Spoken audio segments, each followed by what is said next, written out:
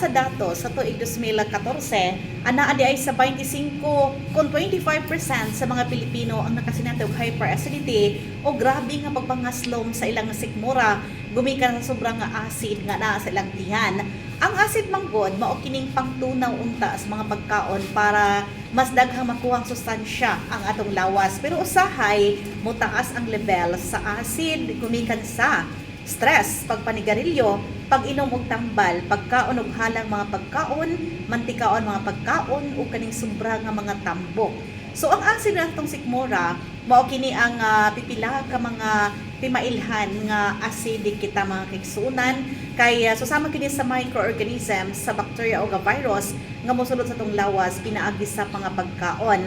Ang pH level di ay sa asido sa tong tiyan anaa kini sa 1 to 3. So ang mao nga pH level adunay kakayahang mutuna bis na vital. So sa kaadlaw anaa sa 1.5 litro sa asido ang naa kini sa atong tiyan.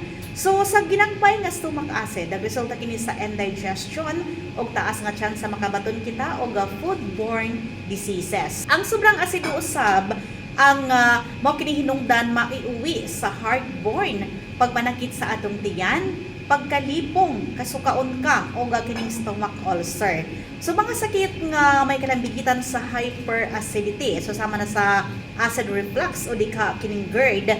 Aduna usay hyperacidity pagpangaslom sa atong tiyan, kini nga sobra nga acid. Kung ang acid manggod ang musaka kini sa atong esophagus, kini ang gitawag og acid reflux. So kabantay mo nga murag huot inyong dughan, lisod ginhawa labi na inig dihigda nato. Kaya esophagus manggod usa kini ka tube nga nagkonekta sa atong tiyan ngadto sa atong lalamunan. So kung nakasinati kita og acid reflux, adunay mga pasyente nga pait ilang panglasa sa ilang baba. Maglisod usab sila ining higda. So pwede kini maghinungdan sa reflux, sa asthma attack. So adunay uban mga kaigsunan nga nag-ubo-ubo sila, gumikan kitaas ilang acid sa ilang lawas.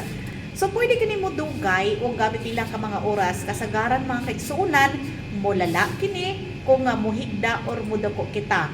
GERD kung sa natian ang maong mga butang nga mahinungdan sa hyperacidity.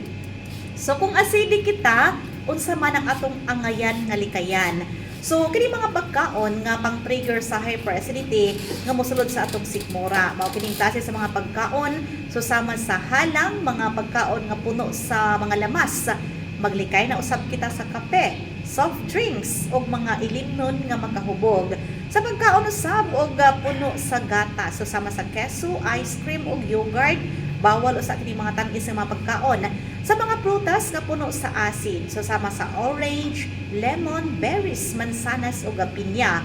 Irregular nga pagkaon di ay kadili lang dili sakto sa oras nga pagkaon, maka-trigger usab kini sa asido sa atong lawas. So maka-trigger usab ang sobrang acid mga kaigsuonan kining pagpanigarilyo, kining sobrang nga tambok or obesity. So kailangan magpaniwang-niwang kita gamay para maubos ang atong acid level sa atong tiyan.